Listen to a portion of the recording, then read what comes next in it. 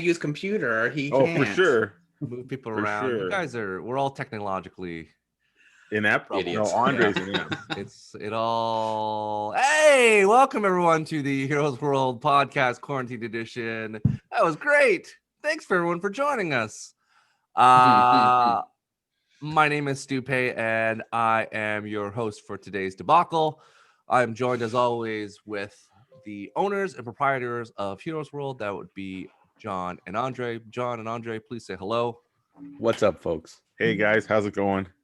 And of course, we're joined by the resident Prince of Mischief, Mr. Rob Gaudet. Say hello. Good morning, everybody. Hard to believe we are only in day 10 of 2021. Let's just remind everybody. Currently, it's only been 10 days. I believe the sign that was up that said "Days Without Incident" went down about 3 days ago. So yeah, we're back. We're at 3 days without an incident. Just flick that off. Let's start the counter. We're at 3 days without an incident. Thank you again, everyone, for joining us, supporting us online. It's as Rob said, we're at the new year, but it feels like it's the same year. So here we go. We're here today to, of course, talk about pop culture, talk about comic books, talk about things. So it's going to be a free-flowing conversation. Typically what we talk about in the store, a little more directed. However, we're sharing it with the world. So hopefully you can listen to whatever media you'd like, share, subscribe, all that, yada, yada, yada. But yes, thank you again for joining us today. So we're going to start off with the first thing, which is I forced Andre the I have spoken situation that he loved but also hates to tell us about something that he is interested in right now in terms of comic books or something that he would recommend. So Andre, start us off with a recommendation. All right. So for this week's segment of I Have Spoken, I will be recommending a Marvel milestone that came out, I guess, by the time you guys see or hear this, 2 weeks ago. And it is about a character that should be close to every Canadian's heart, and that is our very own Wolverine. Just hit a milestone of issue 350. That's right, the old Canadian Wolverine, the best there is at what he does, has hit issue 350. Now, don't ask me how they got to 350, okay? Because Marvel is known for just renumbering series, starting new series, adding New math, Andre. series. It's new math. It's new math, right on. But do not let that stop you from picking up this book. If you haven't read Wolverine in a long time, this is a jam issue. There's a lot of different artists on it, and there's a couple different writers, but it's different short stories chronicling what Wolverine is doing right now. And I got to tell you, it's really, really cool. I'm a big fan of Wolverine's Spec Op past. And if you notice from the cover, we had Maverick from Wolverine's Team 7 days. And or not Team 7, Team X, sorry, correcting myself. Team 7 was the image. So very, very cool. We got to see Patch in here. We got to see him with some of his other, shall we say, Wolverine clones. X-23 and Honey Badger were in there. Really cool fight with Omega Red. Don't want to go into too many spoilers, but this is an issue that you can actually pick up, read by itself, and if you enjoy it, continue onward. So Wolverine 350 at your local comic store right now, available, multiple different covers. There's a cover that just says issue number 8 because that is the current number of the current Wolverine series. So I highly recommend this series. Come on out to Heroes World and pick it up, or please go out and support your local comic book store and give it a read. So that is I Have Spoken for the week of Whatever January this is going to 10th. happen. Whatever week you're listening or when you're listening, that is that. Interesting you talk about Wolverine. Can you briefly just remind the world who the heck is Maverick? Because you're just mentioning it. And John automatically, his eyes open up. He's like, Maverick? And then I can see Rob going, not Top Gun, dummy. Like, what is so tell us Maverick quickly. Is he dangerous? If you look at Maverick, like, oh, that's cool. Is it an integration with Tom Cruise? Please. So Maverick is one of the 3 members of the mutant Spec Ops team that was called Team X, which comprised of Sabretooth, Wolverine, and Maverick. Now, this character, again, lot of Marvel history, but he was dying of cancer before. He should be an old man and stuff. And in this iteration, somebody is basically picking up different things from his past, almost like they seem to be wanting to either erase him from history or push him back to the forefront. He himself hasn't been found, but he has put in motion a different team that's going out and wreaking havoc. So he's a pretty cool character. All of them had, back in the day, they had that black and kind of orange spec ops suits, and they used to work for the government, and they were a black ops wet works team. So yeah, pretty cool stuff. It was definitely a product of the 90s. The characters and stuff like that, but it was pretty cool. I quite enjoyed that little team there. So And it's Hey, Andre, can I ask you a question? yeah, man. How did they get to 350? No, my question, my question is, do you think that they'll continue then? Because I know Marvel's been changing it up, going with current day numbering, and then in the box it has legacy numbering. Do you think that they're going to continue that on Wolverine? So will next issue be 9 Legacy 351? I don't know, to be honest with you. Like, I think they've been screwing the pooch that way quite a bit, but seems for their popular titles, they're not going back. Like Daredevil it's always the new number 20, but it does have the legacy numbering. So I think they're gonna pick and choose what they want the high numbers for. But I think for most books, it's keeping that low number and until they hit a milestone, and then they'll splash that on. But again, very interesting with this Wolverine is that they had the two different covers. So Yeah. yeah. Okay, cool.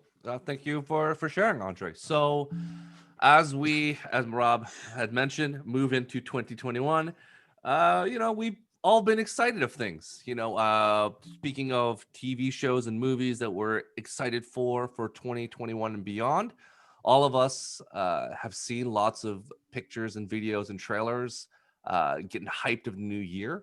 So basically, I want to find out from everyone, what is the one either TV show or movie that they're most excited for 2021?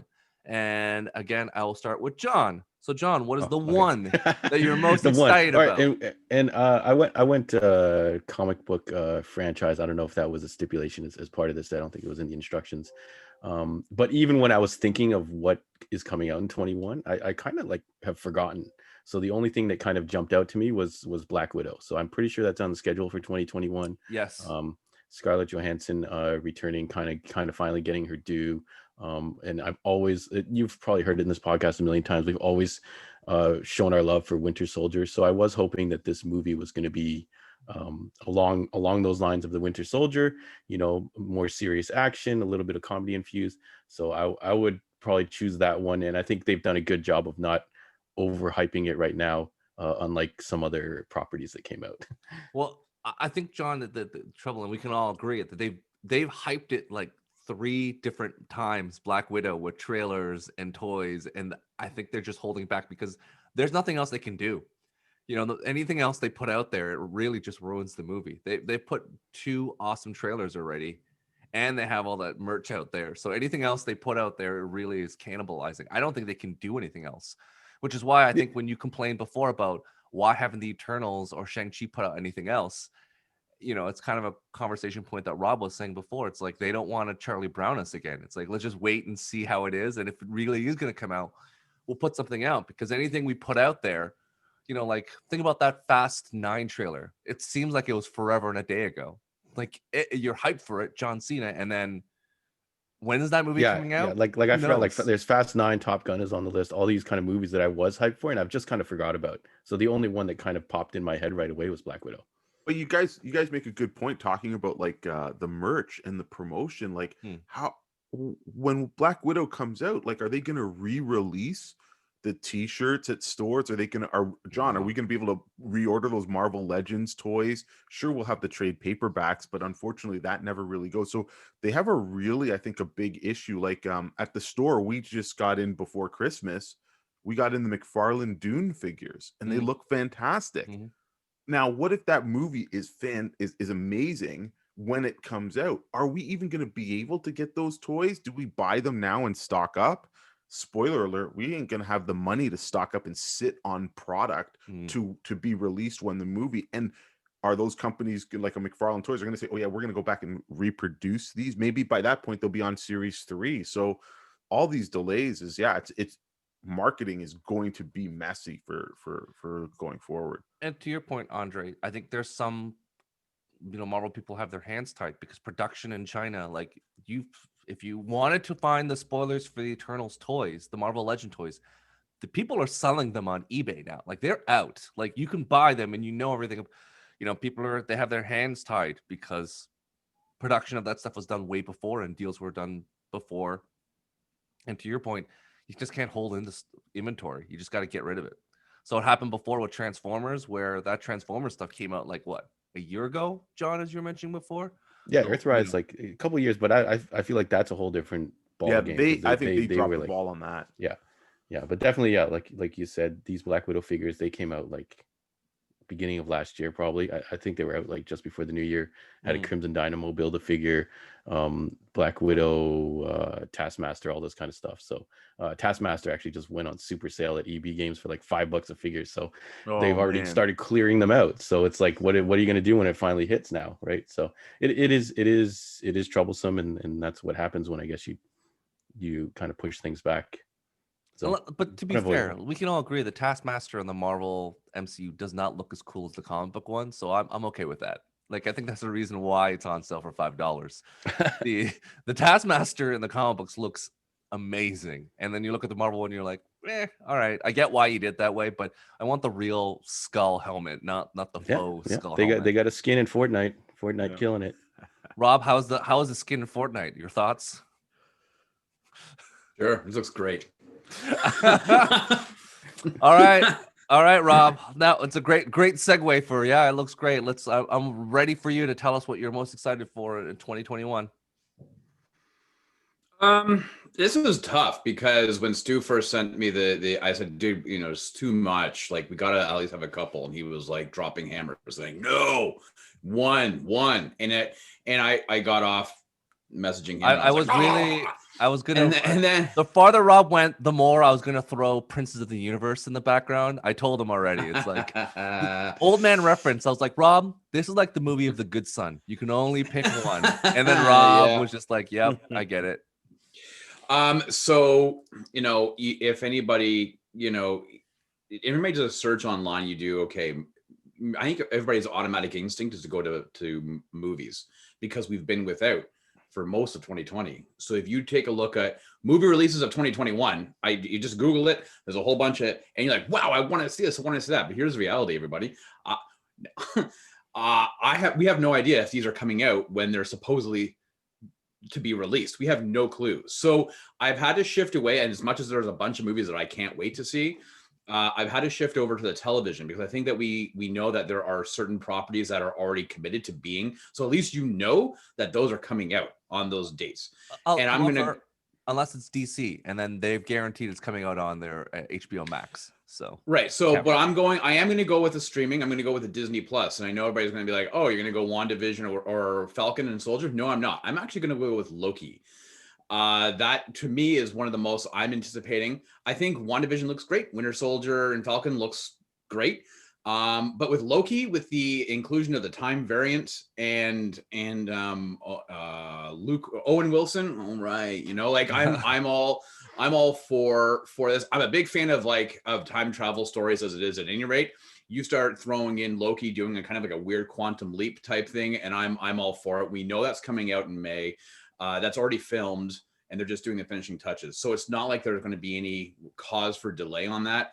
So if you're, that's the one thing I'm looking forward to is Loki in May of 2021. Can I ask you a question, Rob?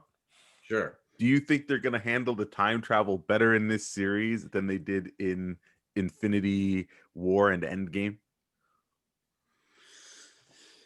Well, I didn't have a problem with the way that they handled the time travel in Endgame. I thought it was for you. Yeah, sure. I mean, let's It's time travel. There's like, listen, you throw a That's guy true. in a blue box. It's one version. You throw two guys in a 1986 telephone box or something else. You throw in Scott Bakula in That's Quantum true. Leap. That's Something true. complete. So there's so many different variables. Listen, there's a great TV show on Netflix called Travelers. It's a time travel thing, but it's there's so many different ways. Or Dark. I mentioned this last week on my favorite thing of 2020 was time. So I just think that the idea of time travel is so malleable and can be applied to so many different things. I just like the way that this looks. I think it looks different. Like we've seen the Winter Soldier. John just mentioned the movie. I suspect that the TV show will kind of follow along the same path as that. So I wanted to pick something that was a bit different. And this is Loki doing something different. And again, I'm a big fan of time travel ideas and stories, so that's why I went with that way. I think it'll be fine. I think it's gonna be fun. It looks like a lot of fun, and it looks different, and it's gonna scratch an itch that I didn't know needed to be scratched. So, And to your point, Rob, this is a different Loki character than the one we know from the MCU, the one that didn't grow. So you have kind of an opportunity for him to do things differently. yeah, And then from the standpoint, I know Andre, the time travel thing, yeah. But the Marvel comics right now, as you just said, they're at 350 Wolverine, and no questions are asked. So you just let it just go, just let it roll.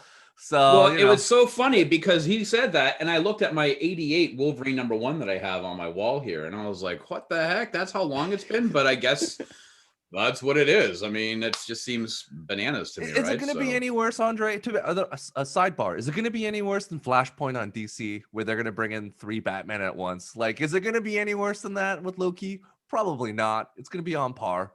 Like, you just have to just shrug your shoulders and say whatever. Like, Well, okay. I guess it's like, because I love time travel stuff too, and I like the time travel stories where the mechanism makes me think. Obviously, I'm not going to be able to figure it out, and obviously, time travel, as we know, maybe does not exist, except for the people who are writing The Simpsons, apparently. But I Right. always go back to my favorite in comic books time travel storyline, which was the last issue of Planetary. So I don't know if you read that, Rob, but man, what a fantastic take on time travel, where you can only travel back as far as to when the machine was created, or the technology was created. And there's this great moment of all the different versions of the characters coming back to this particular moment, which was very pivotal to the team of the book. Love that book. Love that iteration of time travel.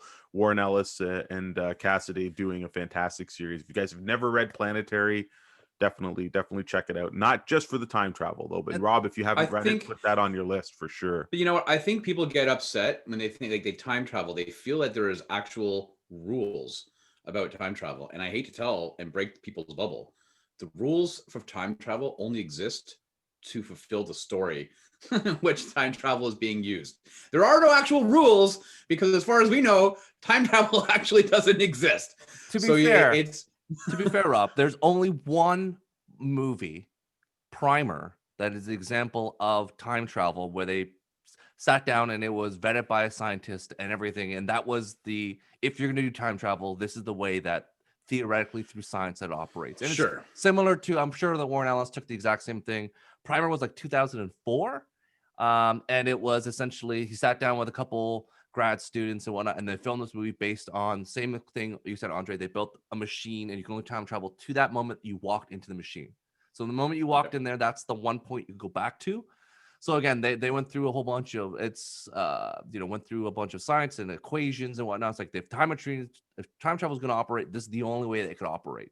So that was vetted through a bunch of things, and today it's used as the prime example of time travel. But to Rob's point, it's true. The story you need to push forward all the time, but it's always nice as long as the story takes whatever version of rules and stays with those rules, so that you as a fan or a viewer are pulled in and say, okay, yeah, I can follow this. You can't change it and be like, oh, wait a minute, now the one guy time traveled and now there's 2 of them and now both of them have gone back. Sometimes they don't do it. So I guess that's the main thing Andre's talking about in Endgame, when they make fun of the whole they explain it with Back to the Future or Terminator, right? Yeah. The whole rules for time travel. And then they threw in the old Captain America cameo at the end, which is what gets fun of. I don't think they're going to throw in an old Captain America cameo in this Loki show. So I think we're safe. Yeah.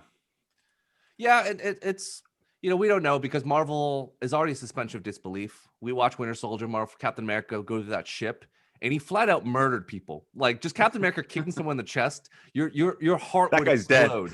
So it's not like we're like, oh, suspension of disbelief. Like Captain America punches anyone. But did he kill people their if nobody stomach knows should- about it? Their chest should just you'd break every rib in your chest and you would die that moment. And he's just casually punching people. I'm like, yeah, I don't know if that's how it works. I think you'd be dead. So I think we've all given that suspension of disbelief a long time ago. Andre, what is the thing you're looking forward to in 2021? Well, speaking of suspension of disbelief, my pick is Fast and the Furious 9. I cannot wait for that movie. Oh my God. That series is that's my good, clean fun, turn off my brain and just go with it. Like with cars that have 18 gears, can jump through buildings, can in that trailer we see it jump off of a cliff and somehow catch a bridge.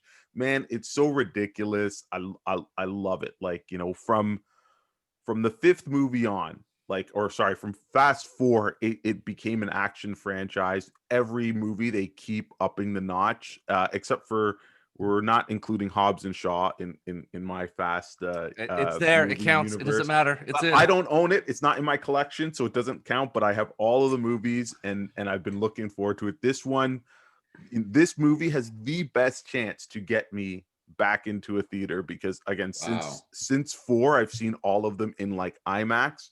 And usually after walking out of them, I'm always ready to re-up and buy my ticket and sit right back down and watch it. So I'm super stoked. If they decide to release it and it doesn't go to the theaters like they do a Wonder Woman and do box office and streaming, I will tell you I am going to up my internet so I can stream it in 4K and in my sound system and everything. Because I've just it's been too long. I got to see my crew. Got to see how they bring Han back. Yeah. I hope they don't explain it. I hope he's just back. No, they have to. That would be They have great. to. He's just back, and they just pretend that It's his stupid twin- it's movie his didn't twin happen. Twin brother Don. that eats Don. with the other hand, and we never noticed it. Yeah, no, I and to Mirror Andre's universe. point, those of us who didn't watch Hobbs and Shaw because we believed that Shaw was a murderer, maybe this will get us back to the movie because everyone kept on neglecting the fact that this dude flat out murdered Han, and everyone's like, cool, man, you're good. It's like, no, you killed one of the members of the team, and we're not going to gloss it over. So we'll see what happens. I have a feeling it's going to be both movies and live and also digital download. To Rob's point, I think they're going to be flexible, but based on what Marvel's saying, at least Marvel's just going to flat out theaters only. So I wonder how that's going to work for them.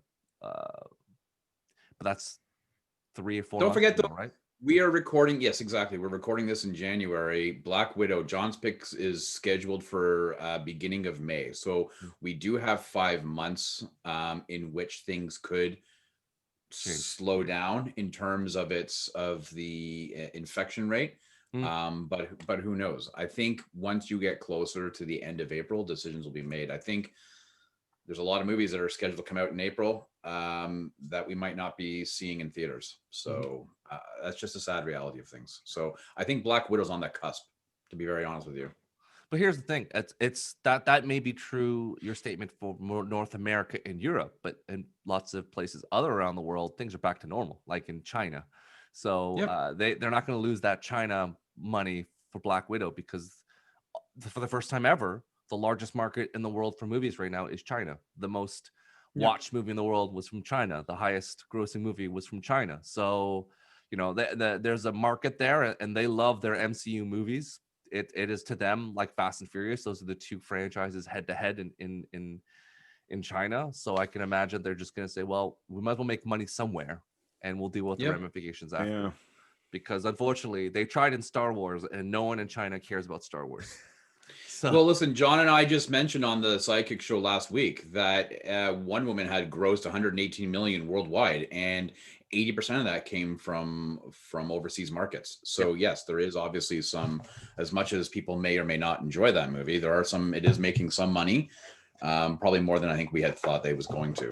You know, that's a good point that you brought up, Robin. I never really thought about it, but with Wonder Woman, like that story was very convoluted. I wonder how that translated, because for years we've kind of been seeing movies, let's face it, some of the ones that get distributed overseas, the plots have been really kind of dumbed down or just like not right front and center, not the, you know, and Right.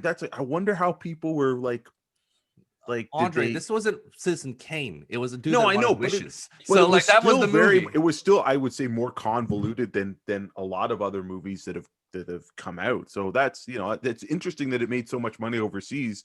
I would have thought they would have been, anyways. It's at Just the end of the day, interesting. it's Wonder Woman. It's an action film. Like we all got Charlie Brown. We thought it was one thing, and then we're like, it's gonna be awesome.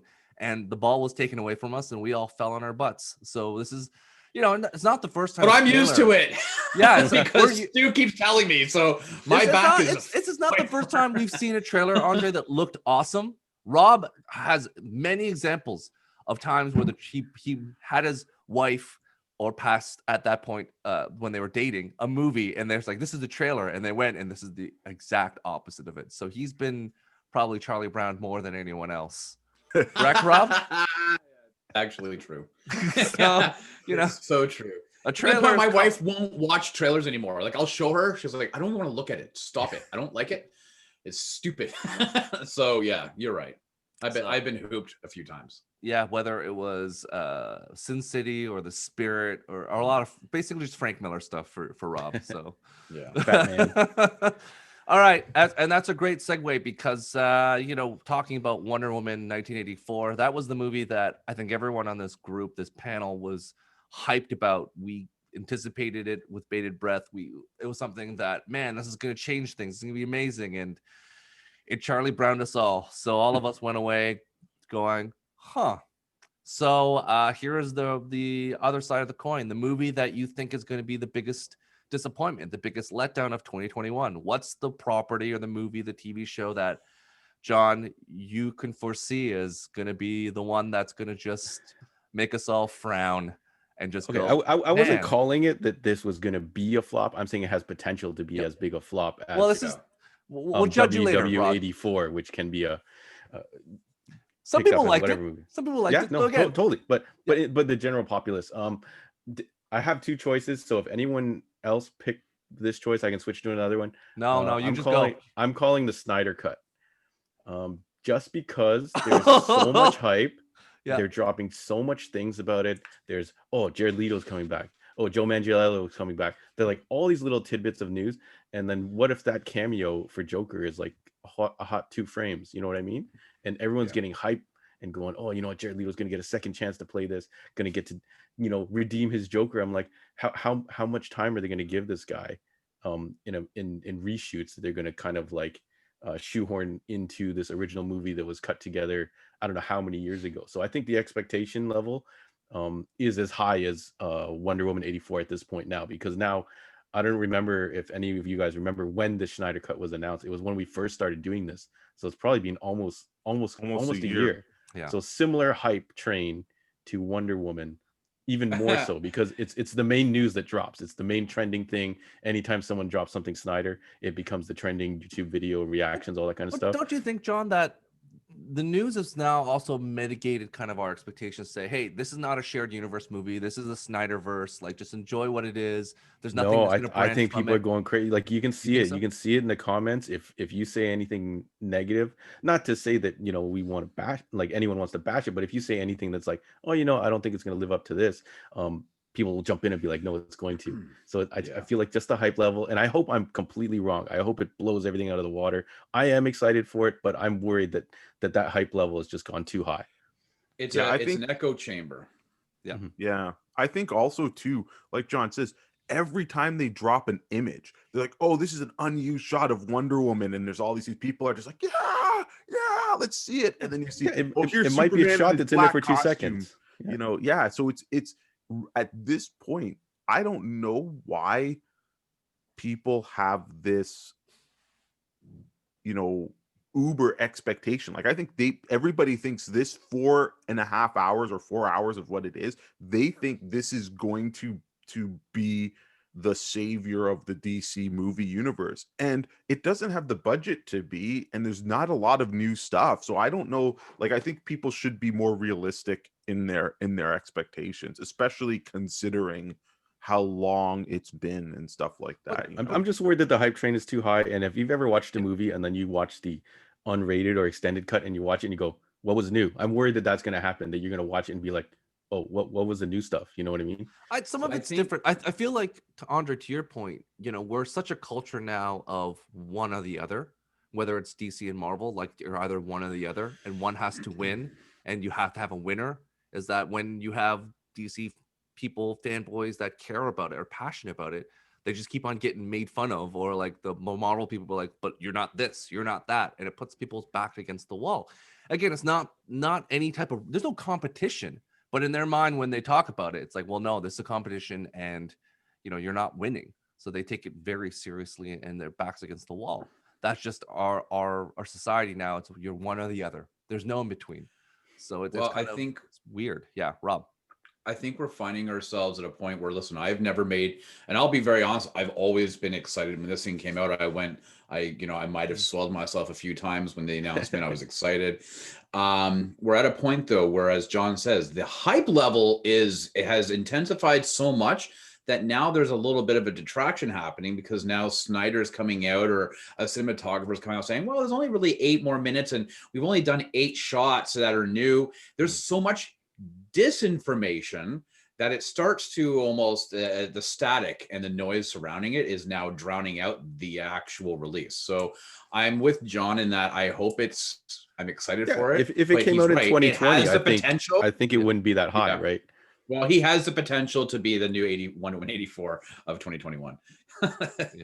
Yep. All right. Oh boy. All right. Well, Rob, go for it. What do you have for us? So I'm actually going to go a little bit outside the box on this one. Again, I looked at movies. For this one, I did decide to do movies, and I tried to find something that I'm really excited about. Listen, I've never withheld on this show my love of James Bond. I'm a huge James Bond fan. I know we've kind of talked about in the past about maybe doing something on the previous 24 episodes or movies of James Bond. I cannot wait for Bond 25 to come out. It is now scheduled for April, as we said just a few minutes ago. It might not come out in April in theaters. So, but for me, I am so hyped on this movie. I am legitimately concerned as to whether or not it can live up. I think that if you have watched any of the Daniel Craig movies, there has obviously been a very noticeable decline, progression downwards.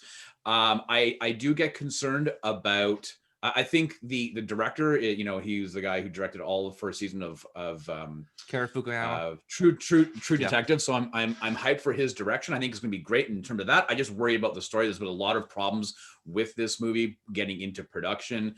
So I have some concerns about it.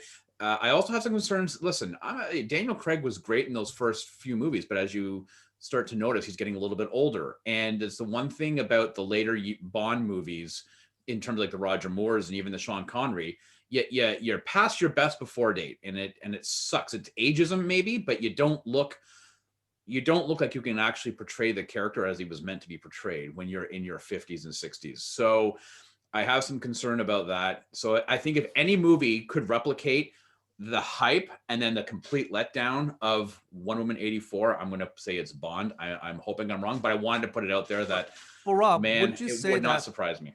Would you say that this Bond series, especially with Daniel Craig, has pivoted more towards him slowly breaking down as each kind of movie's gone across, whether he's not mentally stable? So, like, unlike other Bonds where they just trade Bond's the Bond, same guy, and everything's the same each movie, this one's actually pivoted to say, no, he's older, things have changed, the spy world's not the same. Like, so it's kind of gradually pushed to the point where, as opposed to before, it's like he's just going to do the same tricks every single movie. This one is actually, in the last movie too, it's like the world is not the same, and being a spy is not the same. So I feel like what was the last movie again?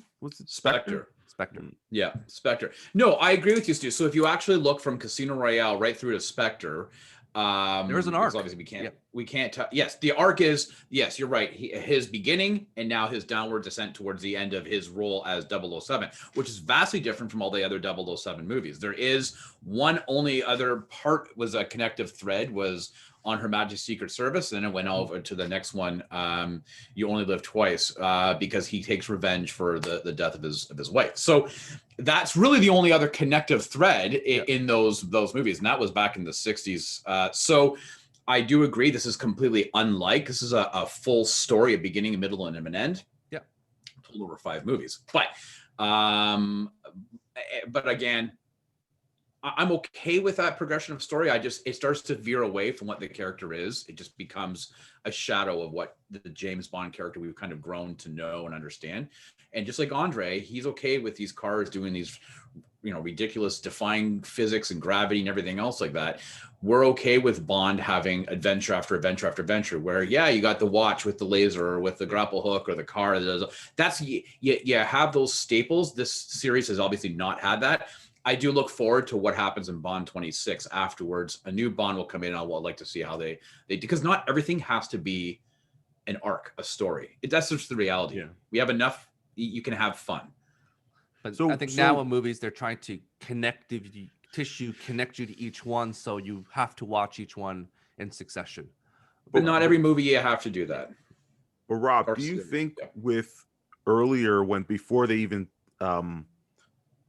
talked about Bond 25, like didn't Daniel Craig's attitude kind of turn you off of his Bond? Like he's like, no, I'm done. And then they literally backed the dump truck of money. Like, do you think that's going to impact his portrayal of the character? Like, I get the impression he didn't want to do it. So it's just like, so I agree that you think this movie could be a flop, but I think it almost started out with the potential to be that because of the main, like, if he can't sell it, if he didn't want to do it. I think, Andre, I don't. Yeah, I think Andre, as Rob's gathering his thoughts, that's pretty much every franchise, right? Like everyone in Bond, even before with Pierce Brosnan, like they all get to the point where they're like, yeah, I think I'm good. And they're like, well, what about this? I think that's the nature of James Bond movies. Everyone's kind of like, I'll do one or two. And then they're like, well, we have this idea. And then they reluctantly do that movie. It's probably like every other franchise too. Like I'm sure, Bruce Willis was like, I don't want to do any more Die Hards. And they're like, well, how about this money? And he's like, all right, I'm back in. John McClane's back. But I guess you never, but this one, you really heard about it. Like this was news when he was. Yeah, but that's the viral news cycle. Yeah, things taken out of context. He could have just wrapped filming and he's like, fuck this. I'm tired. Yeah. I'm done. Well, and then he one did news site that. takes it and is like, blah, blah, blah, blah, blah, blah, blah, blah, hates it. So, listen, it could have just been in the moment. Let's not forget the man is progressing in age, and he made no bones about it that Spectre was a hard film. This is the problem when you have such a long time between shoots, right? You're looking at 5 years between movies. Hey guys, we're all in our 40s. The human body can only take so much as it. Well, unless you're Tom Cruise. Okay, right. But even Tom Cruise can jump off a building and fracture his ankle. You know what I'm saying? Like the human body does only have, I think he faked that. Start to think, right. So I to Andre, what you're asking is, do I think that it ruins his portrayal? Does the outside influences of his distaste of the franchise? No, it doesn't upset me. It doesn't upset me whatsoever.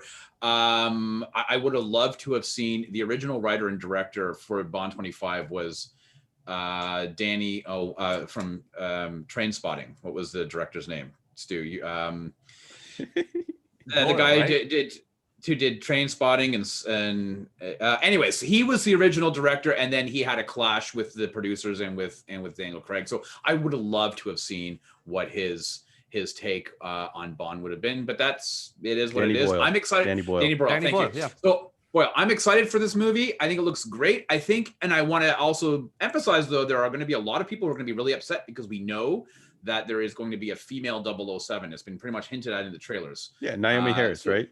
Right. So 007 is just a call sign, and this is different than what it has been in the past. So I think, yeah, there's a lot of people were concerned before that she was going to take over But in context of this movie, I think once the trailer came out, they're like, everyone's like, okay, then if he's semi-retired, then there needs to be a 007. So it makes sense. But I think there was a backlash, to your point, Rob, beginning when they're like, oh, she's the new 007. I think people thought that was going to be going forward rather than for the plot point of this movie. So again, and Spectre is one of those movies though that you have to be a really big Bond fan to really enjoy the nuggets in there. Yep. The average person did not like Spectre. Yeah, that's it was just reality, garbage. right? So that's where I picked. Yeah. Yes, but that's where I picked though that this movie has the potential to be 2021's WW84. Yeah. I forgot I had seen Spectre. That's how bad it was. And then over this pandemic, I said, hey, does anybody have a copy of the last Bond for me to borrow? And I borrowed it, and I started watching it, and it was the Day of the Dead scene, and I'm like, oh, I think I've seen this. and then by the end, I was like, I have seen this. This movie was horrible. Anyways, that's a topic for another podcast. Yeah. Andre, what is your movie that of 2021 that will potentially be the biggest letdown? Okay, so it may or may not come out in 2021, but it's slated to. And I think that the movie that could just flop is The Eternals from Marvel. I think Marvel is really stretching themselves very, very thin, and it's like they're just firing out and grabbing stuff without introducing it. And I think they were fortunate with the movies that they did. The most far out there thing that they did was Guardians of the Galaxy, but that was still a small core of basically flawed heroes and individuals. The Eternals is this grand freaking, thing. Like, I don't even understand them. Like, they're eternal, so they're immortal, so they die and come back. They've been around for hundreds of years or millions of years. The Celestials made them. The Inhumans are their counterparts and blah blah blah. I'm like, I don't know how they are going to sell this to the Marvel mob. If they sell it as a new sci-fi, you might end up getting that sci-fi genre audience going, but that's not every audience. And if they flip it to make it Marvelized, then are you really capturing what the Eternals are? I think the only, and I'll say I don't have a lot of knowledge of the Eternals, but my favorite Eternals run was the Neil Gaiman run from got to be 10, 12 years ago. But even that, it didn't make me a believer of the Eternals. The cast for this movie is huge, but I just feel that it has the potential to fall flat. I think, Andre, you mentioned it. It is big, but I think Marvel has now set the precedence where it's like Pokemon. You got to catch them all. Like, it's just a succession of movies that you have to watch. And in terms of, international markets, I think they're going to make it a little bit easier to handle, but also the fact that they have someone of Latin descent like Salma Hayek. They have their first South Asian hero in Kumail Nanjiani. They have Angelina Jolie. Like, they have the first deaf superhero, the first gay superhero. Like, they have all this mixture of things in there that it's going to hit all the points where people are going to go watch it regardless of whether it's good or bad. Probably more so than Wonder Woman, because I think because they don't have to focus on one character, they could just say, well, we know for sure there's a big Bollywood dance scene in this movie, like out of control Bollywood dance.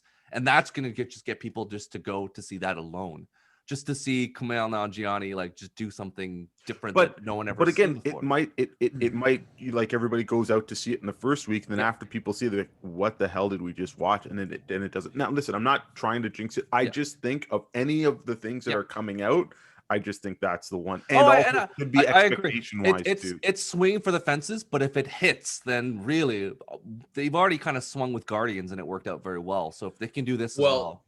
Yeah, it's interesting that you bring up Guardians, because I specifically remember being at work and my boss come to me, and he always calls me Big Boy, and he goes, "Big Boy, what's this Guardians movie?" And I was like, I don't know. I think Marvel is shit the bed on this one. I don't know why they're going with Guardians. I don't get it.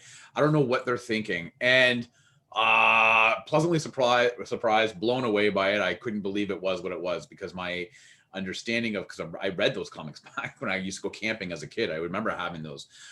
So I was very surprised by that. So I agree with Andre, but it also could. I have more faith in Marvel than I think I did back in the mid 2000s or mid 2010s when Guardians was announced. I was like, oh my god, and look at it. right? And here's the thing, Andre. I think that this pandemic has done two things. One, all the movies that were kind of in post production, it's given them more time to fix problems. Hopefully, they learn from Wonder Woman 84. Like, oh, we should spend more money to fix these. We should do reshoots. We should do things because it's not coming out anyways. Because that movie, Eternals, they have a lot riding on it. So I imagine that Disney's like, oh, we've learned from the lessons of before. Like, let's not do a Luke Skywalker and not spend money on CG. So I feel like they're going to spend money to make things look better, fix things and whatnot, or do reshoots, whatever needs to be done, because they have this extra time. But do they have the money? Disney has money. They borrowed like what, $5 billion at the beginning of the pandemic. They've had to shut down their things like this. That movie was done though before. Like we also have to remember but we're that... talking about throwing more money to fix post-production or special effects. They might not have. Well, remember the investor report that happened. Disney shares went up after the okay, that's true. Good point. Disney Plus Good went. Point.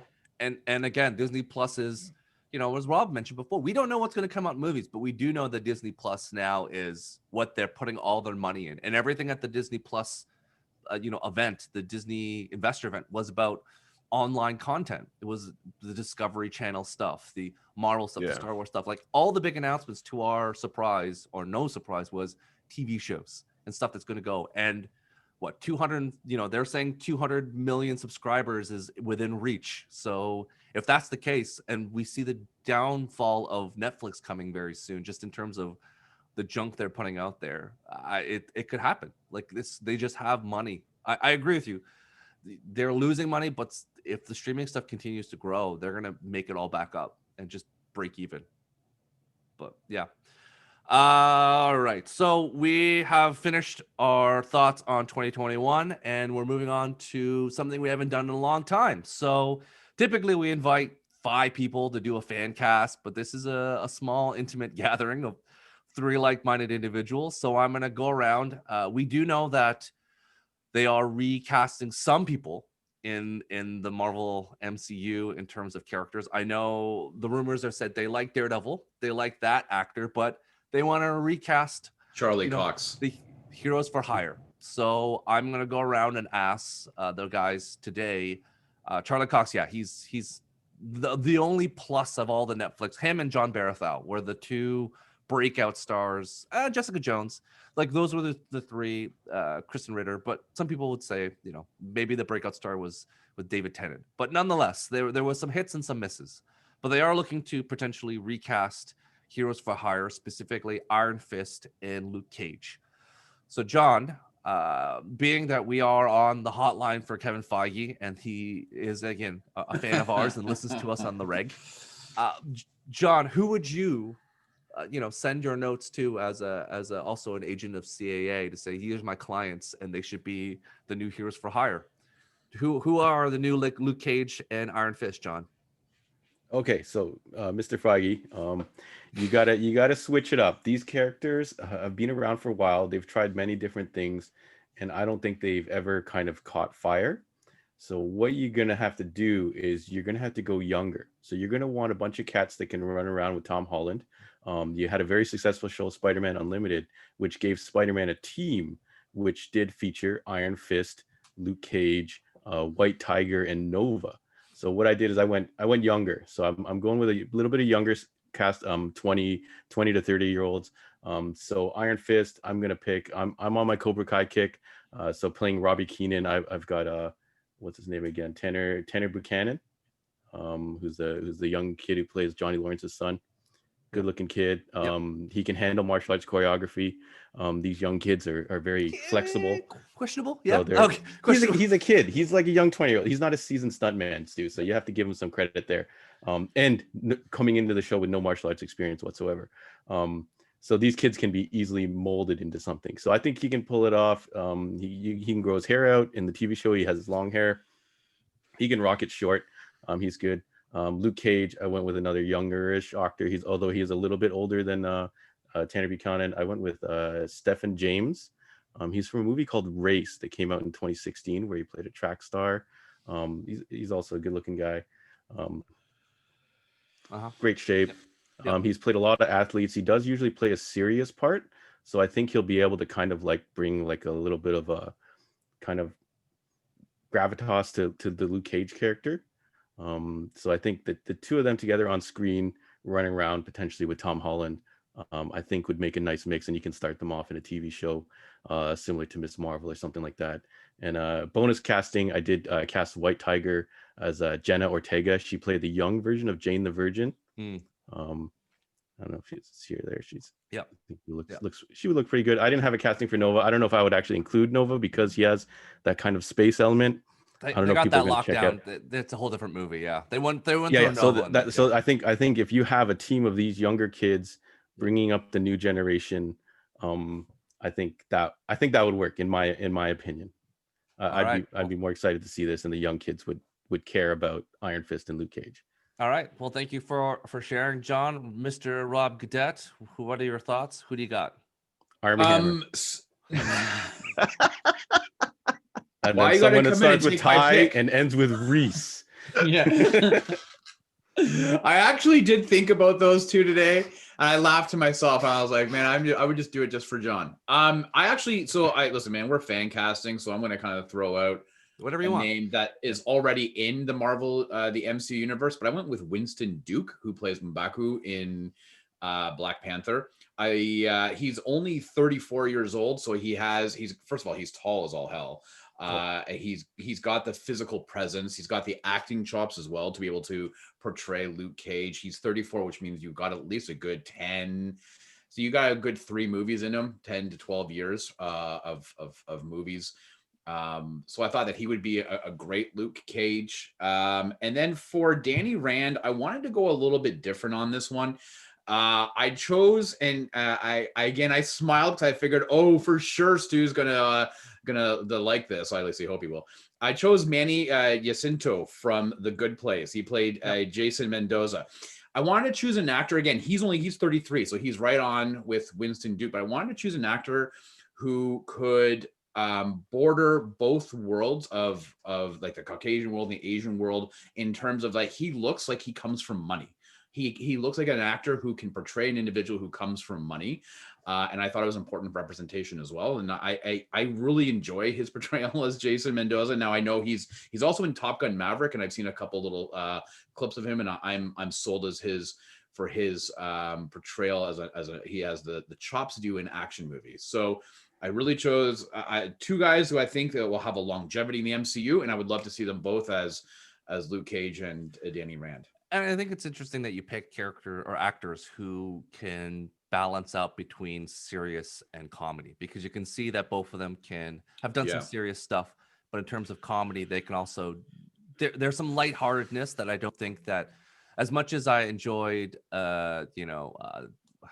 Iron Fist in the TV show, he was missing the comedy portion of it. I never believed he could have fun, and the chemistry was kind of there with him, and it felt forced. It just didn't. Something was just wrong, and I think that was one of the things where when they casted, we want to see a very dynamic relationship between the 2 characters, and it's something that I think if you're going to do them together, it's important that they kind of like each other and really get along. But it's something it did grow by the end of the series when Iron Fist showed up in Luke Cage. Like I kind of got it, but it has to be a buddy cop. That's that's that dynamic. They're a comic book buddy cop duo, and there has to be the straight man and the funny guy, and that I think Mike Coulter did a great job as the straight man of that. Unfortunately, Finn Jones did not bring the funny, as Stu was saying, right? So I never believed at all that they had that chemistry. Unfortunately, he's very British, so it's like you could tell the accent was trying to. But all funny though. British though, there's myriads of funny Brits. Like that's not he already has it in his DNA. He just unfortunately sucks. Like Charlie Cox, of course, is very British as well. It just he didn't. He didn't get any better. No, we just we became more lackadaisical in our acceptance. That's what happened. He didn't get any better. He was still shit in the role. We just were like, we got nothing else. We got used to how bad it was. Right. It's a shame because Andre and I really like Mike Coulter from his time on The Good Wife, and you just sit there going, you're so close. You're so close, but so far. Okay, Andre, who do you got for us? Unless you want to say Mike Coulter's still Luke Cage, and then I'll say, okay, my bad. I think he did a really good job, Yeah. to be honest with you. I think the problem with that duo was obviously Iron Fist, but because of the homework and stuff. But mine's kind of a funny pick. Like, I wish I had thought what Rob said about longevity in movies, but are you going with the Old Spice guy? That guy's great. Isaac Mustafa. Yeah, Isaac Mustafa. Yeah, I think they tried several times. He tried to be Iron Fist, and they're like, yeah, no, you're not big enough, bro. Thanks. Okay. I went with a kind of a funny pick, and one of my regulars, like, I want this guy to get more work. He totally deserves it. So for my Iron Fist, I went with Stephen Amell. I think he can play a wicked Danny Rand. He's got the chops, the skills, and so he's got the skills. Yep. You know, I think the salmon ladder. Yeah. Same thing. You know, yes, it's a very similar part and similar story to Arrow. So maybe he wouldn't want to do it, but I think it That would Marvel be a check, really man. He'll take it. Yeah, I think it'll be a really big, like, you know, FU to DC, because if they put him in this and then this was his breakout movie role, Yeah, that'd be cool. And then for my Luke Cage, I went Terry Crews.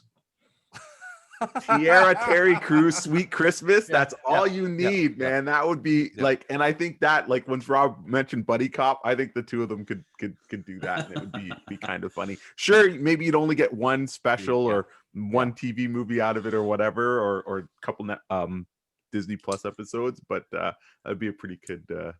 Honestly, worst case scenario, Andrew, that would be a multiverse, like, you know, cameo. Be like, oh, those are the two guys in that universe. That's Iron Fist, and, you know, think they're heroes for hire, and you know, that would be a good multiverse combination. But yeah, I think it's interesting.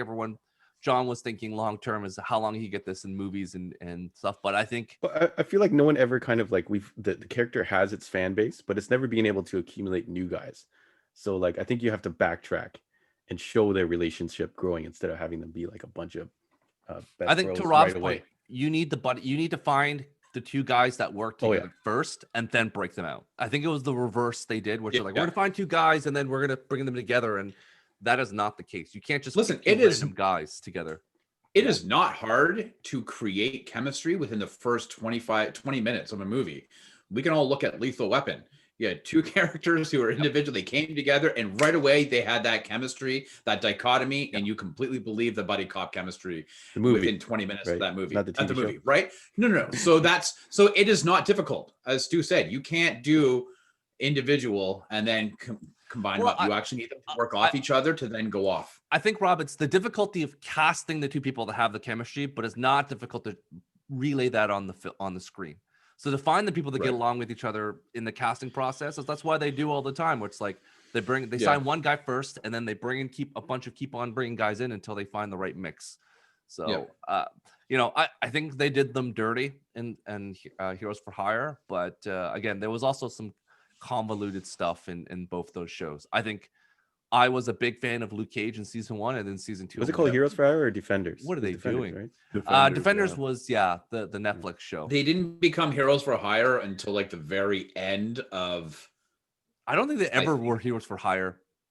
Well, no, but I think that they together came up with that idea. Episode. Yeah, they came up with that idea, but yeah, it never really manifested to anything because Luke Cage went bad at the end of season 2, right? He took over the nightclub. That was it. Right, but you could see he made some decisions that were going down the path of the dark side. Like, really, at the end of the day, we can all agree, you know, Daughters of the Dragon is what we care about more than that. You might as well go a different direction. Yep. Okay, so it's great that Andre brought up that, because we're going to talk about our what ifs. As we know, Marvel's doing a what if show that's coming out.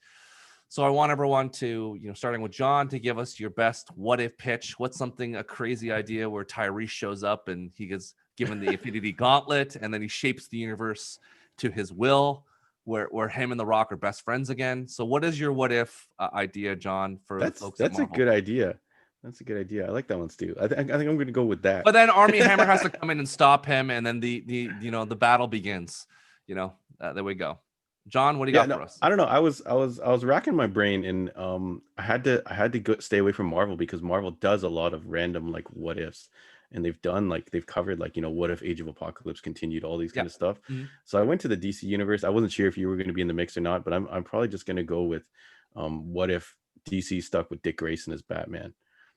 So I really like that story arc. He was kind of like a lighter-hearted Batman, like a better Batman. Damian Wayne was in the mix. They were kind of like brothers that didn't kind of quite get along. And then they really cut that short. So it's something that I always go back to going, I wish we could have seen a little bit more of that, maybe another year or another 12 issues, or maybe a Black Label book or something like that. So that was just I the agree only with thing you. that I could think of. Yeah. John, that's the best idea I've heard all day. So thank you for that. He is the greatest Batman. I will fight anyone on it. Dick Grayson's the best Batman. So of all of them, of every Batman, Dick Grayson's the best. I would rather 12 more years of him. So, but nonetheless, Rob, go for it. I had a difficult time with this one. I wanted to do something, I've always been a fan of Wally West's version of the Flash as opposed to Barry Allen's, and we've talked about this before in this podcast. I wish they had never brought Barry Allen back. I understand why Jeff Johns did with the Rebirth stuff. So if I'm doing a what if, it would be that Barry Allen had stayed dead, and I would like the Flash TV show to have used Grant Gustin. I think he makes a better Wally West than what the Barry Allen comic version was.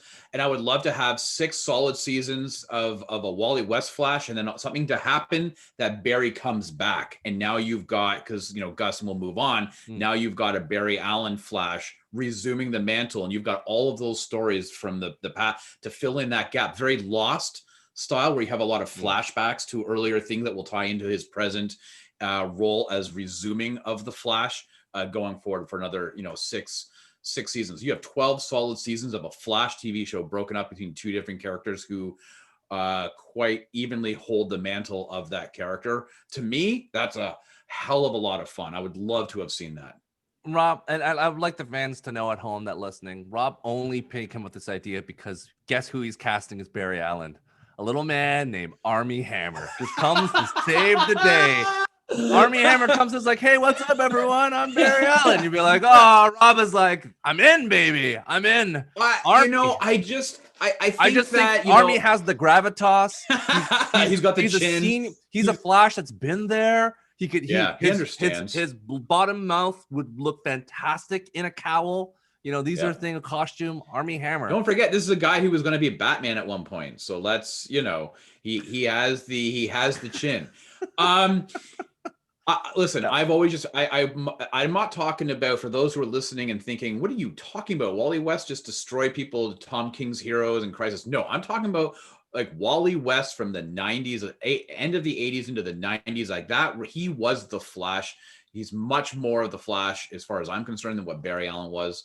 So I would have preferred that. And then if I'm going out, I'm going all out, and that's where I'm bringing Wally West and then Barry Allen back into the universe for the TV show. Awesome. Thank you for sharing. So, Andre. Rob, is that a TV? Like, it's just a TV show? You didn't want to mess with the comics? Yeah, that's a TV what if? Yeah, like I said, I would have preferred that they didn't bring Barry Allen back. So that's where I wanted to do the TV show. So if Barry Allen hadn't come back and you still got Wally West as the Flash in the comics, you have Wally West as the Flash in the TV series. And then after the 6th season, something happens, a crisis, let's just say, but Barry Allen comes back. The actor of Grant Gustin would be playing Wally West. He moves on. And now you've got Barry Allen resuming the mantle. Now you've got all new adventures, all new storyline, a new actor portraying it, realizing that he was the original Flash. Like, to me, I think it expands the world of the Flash proper, right? As opposed to these weekly, monsters of the week or whatever, right? So, hey, we're all good. Andre. Okay, so for what if, I kind of, now that I'm thinking about it, and because Rob mentioned the making it a TV show, I think my idea could be either a comic or start as a comic and be a TV show. And it's not fully my idea. I got to give props to my good friend and super supporter of the store. Special shout out to my friend Scott Graziano out in Chicago. So he had posted up saying, what if Peter Parker had been cured you know, he got bit by the spider and he just went to the doctor the next day and he was sick and they gave him antibiotics and stuff and he isn't Spider-Man.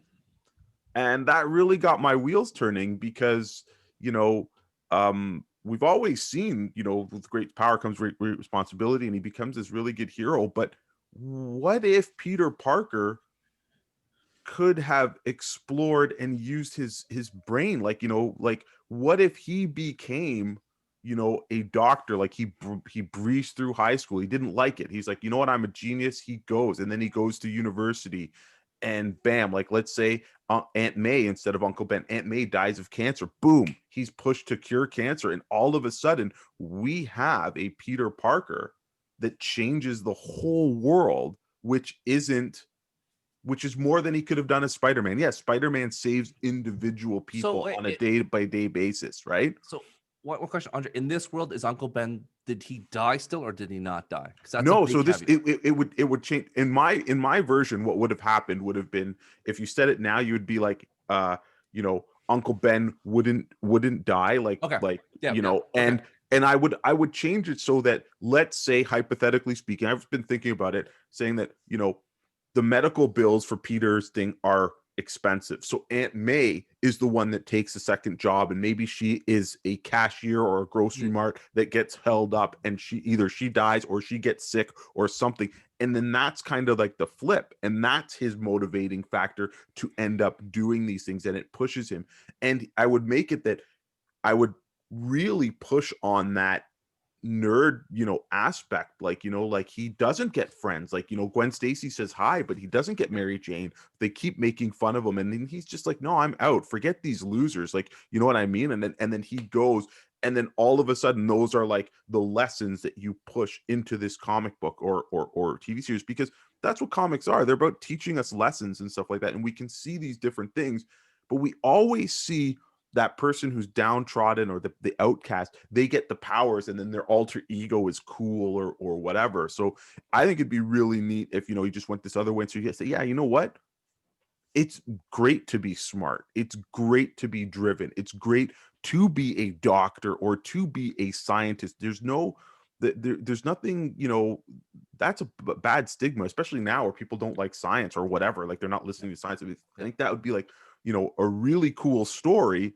And, you know, you'd end up with this, you know, what if there was no Spider-Man? But you're not looking at it from the crime angle. You're looking at, wow, what could one person do that was fully applied to that? So, you know, I think so Andre is saying with great infection comes antibiotics. That's kind of the I think Andre, to your point, as you were talking, I just kept on thinking Peter Parker would be a bad guy.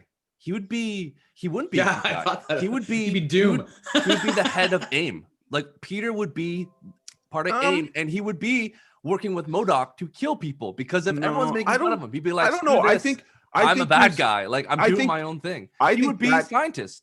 I think that could be one of the things, but I still think that his upbringing enough. It's kind of like Superman's. It's like, in order to change Superman, you have to change his upbringing. You can't do something after he's been raised by Ma and Pa Kent and be like, oh yeah, now Lois Lane died, so he's going to go evil. I don't think that's a good enough reason. Like he is the Smallville, you know, superhero, right? Like not superhero. He is the Smallville farm boy who's been brought up on those, you know, morals, that upbringing. So same thing with Peter. Like, you know, I think Peter, and it's one of the things that if I can just talk a little bit about the comic series that just ended, which was written by J.J. Abrams and his son. Sorry, I forgot what the son's name, but this series went on.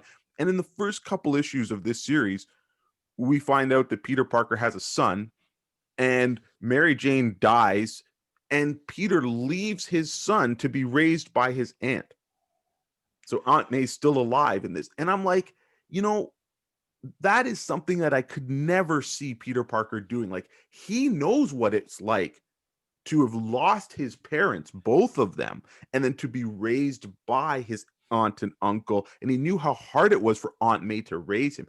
I just think there would be no way in hell that Peter Parker that we know would ever do that. Now, the comic did end up going in a different direction and doing stuff, but I think there's certain core fundamental parts that characters have, and sometimes when you just either shoo it aside or just get rid of it, it's too much to grasp. So to me, Peter Parker, intrinsically a well-raised, good human being. Superman, a well-raised, good human being. Those core attributes you have to then show. If you want to change them, you have to do the Superman Red Sun. He lands in Mother Russia. Okay, fine, I believe that version, but you can't say, oh yeah, something down the line changes. Anyways, that's just my opinion. Andre is now the nature versus nature debate, and I'm not touching that with a 10-foot pole. So, let's just keep on going. Yeah, no, I totally understand your thoughts, Andre, but I just imagine he'd be, like you saw what happens in various what ifs. I think he'd just be, part of a large conglomerate being a scientist. And it's a question of whether it be, recruited for SHIELD, SWORD, AIM, you're working for the Fantastic Four. He'd be one of those low-level lackeys. For the FF. He could be his anywhere. Friend Johnny. But again, it all depends on what happens. He could be like, screw big medical because they didn't help my Aunt May when I need it, and I'm going to work for AIM because they told me that they're different, and they might not realize that they're bad guys, and it may be too late. So there's there's lots of story. Yeah.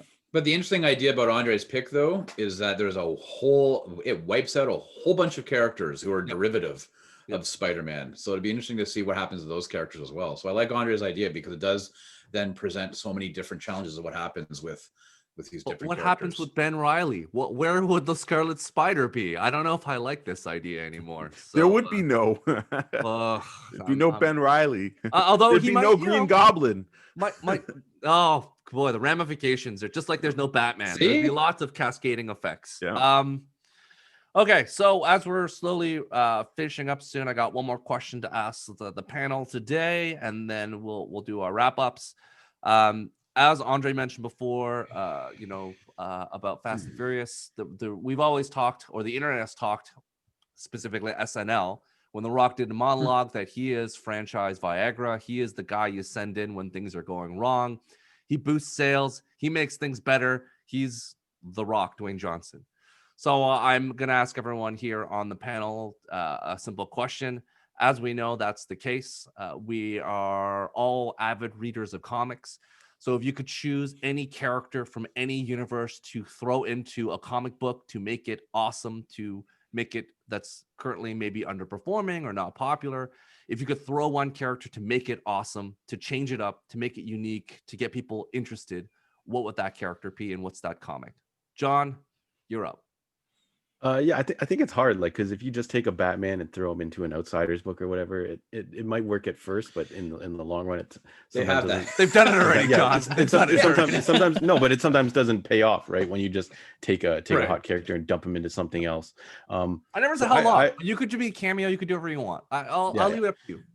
Yeah. My original idea actually is actually going to kind of happen because I was going to take two kind of characters of books that usually don't quite get to that level and put them together. So I was going to pick Batgirl and Nightwing and team them up. But that's what's going to be happening in the new Nightwing book after Future State's done.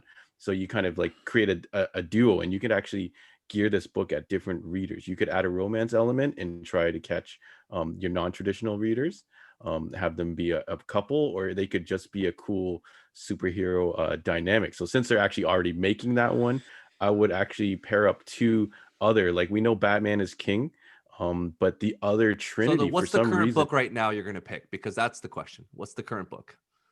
Not the whole new idea. Pick a book right now. Yeah. Basically, yeah. So Batman is king. So the other Trinity kind of like is left off to the wayside, and for some reason, Superman and Wonder Woman can't quite get there. So I would either put Wonder Woman in Superman's book or Superman in Wonder Woman's book and create some type of dynamic there. They don't have to be a couple. I think they can create a lot of stories of them two working together. Some people's favorite story arcs are alternate tales of Superman and Wonder Woman being trapped together and having to work together. So I think they did make them a couple. I think that was the wrong idea before. So I think if they're colleagues working together and they go on missions in Themyscira or whatever Wonder Woman has to do, or Wonder Woman gets Superman, and then they can actually have this conversation back and forth of like why they do things a certain way. They had an arc where Wonder Woman's like, why the secret Clark identity at one point. They could have all kinds of fun dynamics like that, and then you could have a movie later with Gal Gadot and Henry Cavill. Money, right? In theory. Interesting. Rob. It's interesting. You put two two big name people and you put them together. No, I'm like, but okay, their that's okay, books have never equaled a Batman. Like, because we Yeah. see the sales. We Yeah. see Batman books fire every Yeah. Wednesday. Yeah. But Wonder Woman, okay, first issue comes out, and then everybody drops it. Superman, the Tomasi run, really, really hot. He was actually coming up there, and then Bendis takes over. Yeah, everybody drops Superman off their list. They're like, oh yeah, Batman, I'm good. Keep Batman on my list, but Yeah. Superman, I'm not digging. Take him off. So Yeah. those Is that two more of characters, the for fact some reason, is that more of just people don't know how to write for those characters because they're gods and Batman's just a dude? It might be. Maybe they need to add that element of the dynamic of two people. For some reason, it for some reason always fizzles out, and no one can kind of like it. The books never get there. Okay. Even the Jim Lee series that we've mentioned here, following up to Hush, it never got to the level that Hush got to. So maybe you have to put the two together. Okay. No, that's good. Rob? I'm first of all, I don't know if this title is still ongoing. I don't know what happens out of Future State, if Super Sons is still an ongoing title. But I do know that there is obviously some chemistry between Jonathan Kent and Damian Wayne. However, I want to take a character who has his own show coming out in 2021 on Amazon. I'm going to take Mark Grayson, Invincible, and I'm going to throw him into the mix of the DC universe and have him interact with Jonathan Kent, because I think that as Mark Grayson has written was much better version of Jonathan Kent than what Jonathan Kent was. And I think that he would also be an amazing foil to Damian Wayne. Wayne, not Wayne. He's not one of the Wayne kids. Damian Wayne. So I would really like to see Mark Grayson involved. I think that, color. Yes, exactly. Yeah. I think that, they had 147 issues or whatever. And again, you've got this cartoon coming out on Amazon, but I would love to see Invincible into the DC universe and shaking up the status quo there. No, and I think that Invincible has some nuances and not as much baggage as Superman and Clark Kent. So there's probably a different well of dialogue and the different things you could bring up. So yeah, no, it's good. Andre, go for it. All right, so it's really cool that we've talked a lot about Dick Grayson this podcast, because he's a very unsung character, greatest Batman, and yeah, definitely. And it is true that DC, following up Future State is going to be putting him with Barbara. My first idea was to actually put. Is this your first? What's your best idea? Can I get there? Can I get? I don't want you to run. This is not Fast and Furious. You don't get a runway the size of Nantucket. What's your pick? Okay. Three Jokers. Yeah. So my go-to idea was I've always liked the character of Moon Knight, and I've always liked the character of the Punisher. And back in the 90s, the Punisher was that guy that you would drop into any series and people would just buy this book. Right now, I don't think there's a Punisher book on the market, and there is no Moon Knight book on the market. There has been a couple really cool iterations of Moon Knight in the past. So I would literally put the two of them together, a la Hell's Kitchen, and they just, combine forces and just watch out criminals and watch out B-list powered dudes, because you've got Mark Spector, Moon Knight mercenary, with Frank Castle, jaded veteran mercenary. And I think that would be just a super cool little bit of darkness. Like, I could see them they don't like each other, but they work so well together, and they'd be like both of them calling each other just batshit crazy. But just think of the action scenes of the two of them, outnumbered by like hand ninjas or whatever, and they're back to back. Castle's got this big machine gun. Moon Knight's got like just the batons and the stars and stuff like that. The crescent darts. Bang! That would be some awesome stuff. No, Mercenaries for Hire versus Heroes for Hire. Yeah. There you go. Yeah, I think that's a underutilized, resource in the Marvel universe. We just don't know of, how how that underworld works when it comes to, Mercenaries for Hire. So no, that's a great idea, Andre. All right, so that's pretty much, we're wrapping up there after all the things. So again, give us your thoughts, share with us what you think, all our topics today, what you're looking forward to in 2021, what you think is going to be a bomb, your what if, your Heroes for Hire casting, Heroes for Hires casting, or whether it's our franchise How much you're looking Viagra, forward like The to Rock. Fast and the Furious 9? Whatever your thoughts are, please share with us on YouTube, on all the different platforms. Be engaged. We'll get back to you. We'll connect with you. If you can, hit the buttons, the like, subscribe, the bell. It really helps us out in terms of just getting this out there to the masses and to get other people to, learn something new about comics as well. So thank you all for those who have done it. John and Andre, where can people find more of you guys on the internets? So like Stu said, you're already doing a lot, sharing, liking, all that kind of stuff. So most active is the Facebook. Some people don't like to use Facebook, so Instagram is a nice alternative. So Heroes World Online, on both of those, we put all our updates there. We're still rocking the curbside. We got new releases coming in every Wednesday, so the comics are still trucking. We're going to be going into the second week of the DC Future State, which is pretty cool stuff. So definitely hit us up on either of those platforms, or if you don't like either social media, our website will be up to date, or you can just call us during the pickup hours and we'll set you up with that. If you are on the YouTube, like Stu said, subscribe. We could use some subs, folks. So if you have a chance, definitely subscribe. And the audio, just Heroes World Podcast, you'll be able to iTunes, Spotify, Stitcher, whatever you use, you'll find us there. Right. Yeah. So as John said, subscribe. We know there's a lot of people watching this and stuff. It would be really nice to break that 1,000 subscriber mark. I think we're somewhere in the neighborhood of 850. So I'm sure if you guys haven't already, you're going to do that and support us. And also, tag us with some comments about ideas. What stuff do you want us to talk about? We're building up a nice catalog of things to discuss, but we would love to hear from you guys out there that are listening. And we will definitely incorporate that into the show. If there's topics you want us to go deeper into depth with, let us know that as well. And, because we're trying to, as Stu said, this is conversations we'd usually have in the store. So since we can't have those in the store, definitely fire those ideas and we will turn them over. Perfect. Rob?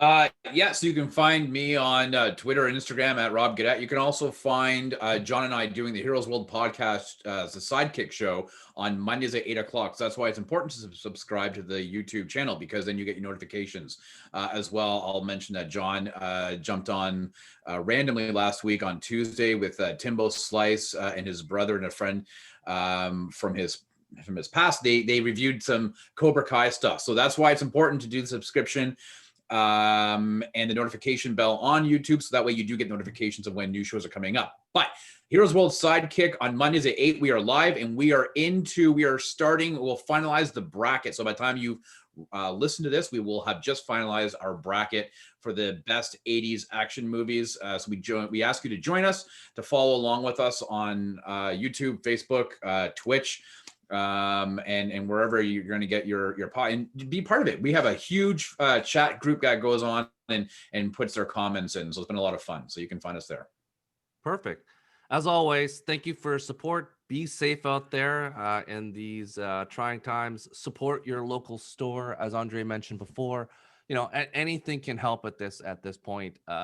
Try to stay away from big box stores and big conglomerates if possible. Just this little guys need support, whether it's a cup of coffee or a comic book or just anything possible. Small business owners are the ones that need our support more than ever. So if possible, please support them. And I hope you enjoyed today's pod, and we are looking forward, all of us, to Wonder Woman 84 again. We're gonna redo it and we'll watch it again, and then I was gonna ask if Wonder Woman 3 was coming out in 2021, because we're right now. we will be probably talking about WandaVision, so let's be keeping it real. So we're all excited for that one, and we'll come back again next week with more stuff. So thank you for watching. Have a great day. Thanks, everybody. Thank you again, Stu. Take everybody. care. Bye, Thank bye. you.